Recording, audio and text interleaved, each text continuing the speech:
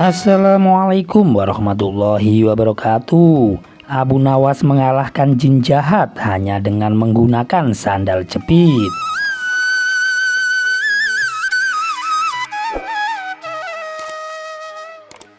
Dikisahkan pada suatu hari, Abu Nawas mendapati Baginda Raja sedang duduk santai di kursi singgasana istananya.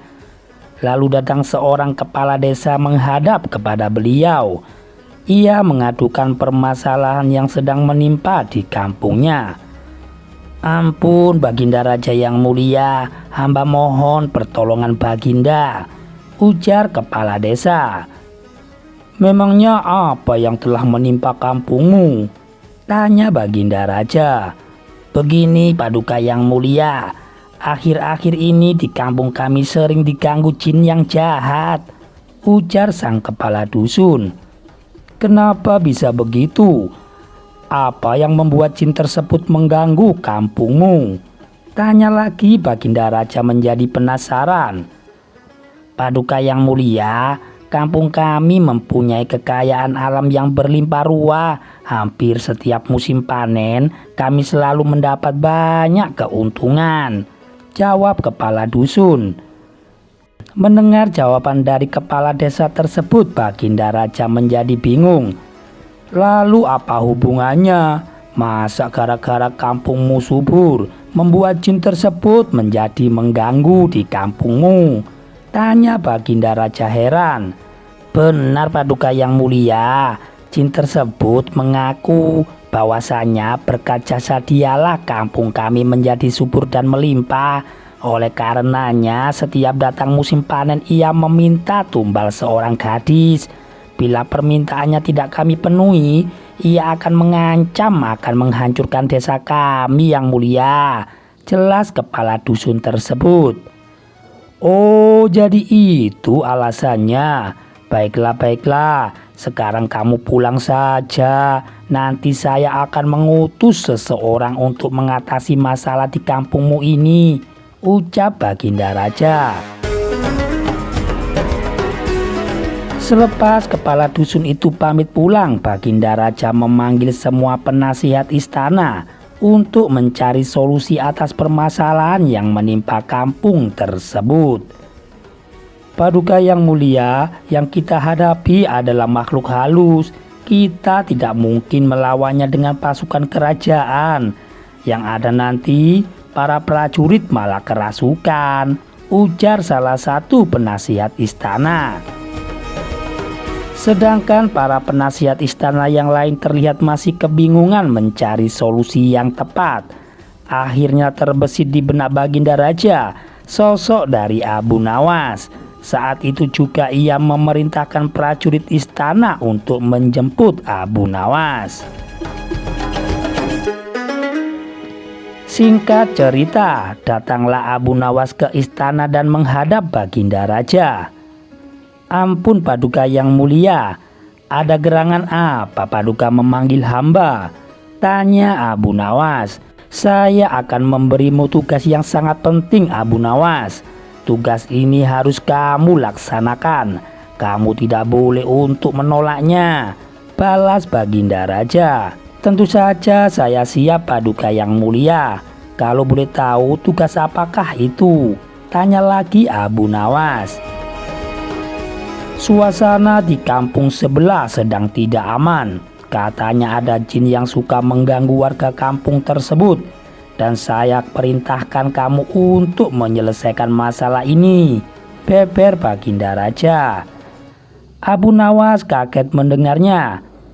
"Maksud Paduka, hamba disuruh untuk menaklukkan jin jahat itu?" tanya Abu Nawas memastikan.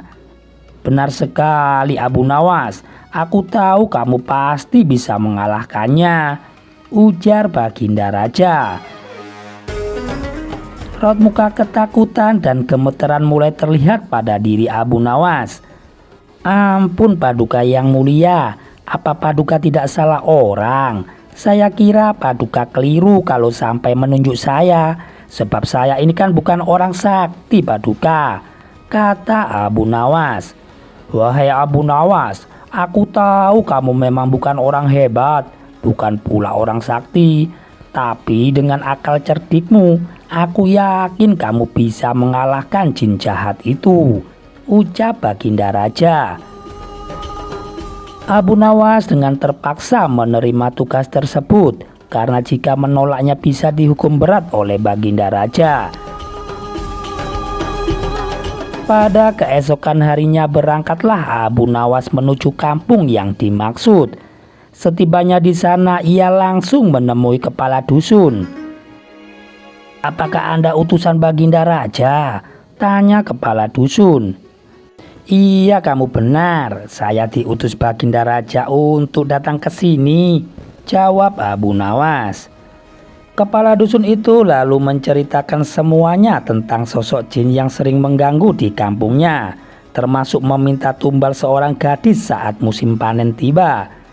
Setelah mendengar secara seksama, Abu Nawas lalu bertanya, apakah di antara warga ada yang pernah melihat wujud jin tersebut? Sang kepala dusun menjawab, "Saya kira hampir semua dari warga kami pernah melihatnya. Saya sendiri juga pernah melihatnya kok." Abu Nawas kemudian kembali bertanya, "Bagaimana wujudnya?"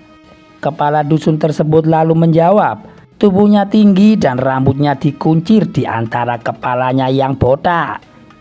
Seketika Abu Nawas langsung mengetahui kalau jin yang dimaksud adalah jin ifrit. "Sepertinya aku harus mencari cara supaya bisa mengalahkan jin ifrit ini," pikir Abu Nawas. Setelah berpikir agak lama, maka muncullah ide cemerlang di otaknya. "Bagaimana Tuan? Apakah Tuan sanggup menghadapinya?" tanya kepala dusun kepada Abu Nawas. "Tenang saja, jin ifrit itu pasti akan bertekuk lutut di hadapanku. Sebenarnya dia hanya menggertak saja. Pasti ada wanita yang sedang dia sukai. Begini saja, aku akan menulis surat tantangan untuknya. Dan saya minta tolong supaya suratku ini diberikan kepada jin ifrit," perintah Abu Nawas kepada kepala dusun. Abu Nawas kemudian membuat surat tantangan dan memberikannya kepada kepala dusun untuk disampaikan kepada jin ifrit. Setelah surat tantangan itu diberikan, jin ifrit pun menjadi marah. Dia berjanji akan membunuh siapa saja yang berani menantangnya. Sambil menunggu waktu pertandingan, Abu Nawas membuat sandal yang sangat besar, tingginya saja sampai 40 meter. Ketika sandal tersebut selesai dibuat, ia meletakkannya di tengah lapangan yang nantinya menjadi tempat bertanding antara dirinya dan jin ifrit. Setelah sebulan berlalu, tibalah saatnya waktu yang telah ditentukan. Jin ifrit yang sudah geram menahan emosi langsung menuju lapangan untuk menghancurkan orang yang menantangnya. Dia datang dengan suara yang menggelegar. "Di mana laki-laki yang berani menantangku? Keluarlah cepat, aku akan menghancurkan tubuhnya," ucap jin ifrit sambil marah-marah. Para warga yang tadinya berkumpul hendak menyaksikan pertandingan, spontan saja mereka berlarian meninggalkan lapangan karena takut menjadi sasaran amukan dari jin ifrit. Tak berapa lama muncullah Abu Nawas ke tengah lapangan untuk menghadapi jin yang jahat itu. "Oh, jadi kamu yang bernama Abu Nawas, orang yang berani menantangku. Apa kamu sudah bosan hidup? Ayo, sekarang kita bertarung," tantang jin ifrit. "Maaf, Anda salah orang. Saya ini muridnya Abu Nawas," kata Abu Nawas berpura-pura. "Lalu ngapain kamu datang kemari? Cepat panggil gurumu untuk bertarung denganku," perintah jin ifrit. "Jangan khawatir, guruku pasti akan datang kemari. Aku kesini disuruh mengambil sandal guruku. Kemarin sehabis latihan, sandalnya tertinggal," balas Abu Nawas sambil menunjukkan sandal yang sangat besar yang tergeletak hampir menutupi separuh lapangan. "Apakah itu sandalnya Abu Nawas?" tanya Jin Ifrit. "Iya, memang benar. Memangnya kenapa? Tapi saya tidak kuat untuk mengangkatnya sendirian. Maukah kau membantuku membawakan sandal ini?" pinta Abu Nawas melihat sandal yang berukuran sangat besar tersebut. Sejenak Jin Ifrit itu pun terdiam. Dia berpikir, sandalnya saja sebesar lapangan, bagaimana dengan orangnya? Jin Ifrit pun mulai ketakutan. "Atau begini saja, saya akan panggil guru saya untuk datang ke sini langsung. Kalau saya ditanya mana sandalnya, saya akan beralasan kalau kamu menghalang-halangi saya untuk mengambil sandalnya," ujar Abu Nawas. Jangan lakukan itu. Lebih baik aku pergi sekarang juga, dan aku berjanji tidak akan pernah mengganggu desa ini lagi," balas Jin Ifrit yang jahat ini berteriak dan segera menghilang karena ketakutan. Sejak saat itu kampung tersebut kembali aman dari gangguan Jin Ifrit. Demikian cerita yang kocak dan singkat dari Abu Nawas yang bisa kami sajikan. Dan jangan lupa untuk mendukung channel kami agar berkembang ke depannya dengan cara menekan tombol like dan subscribe. Wassalamualaikum warahmatullahi wabarakatuh.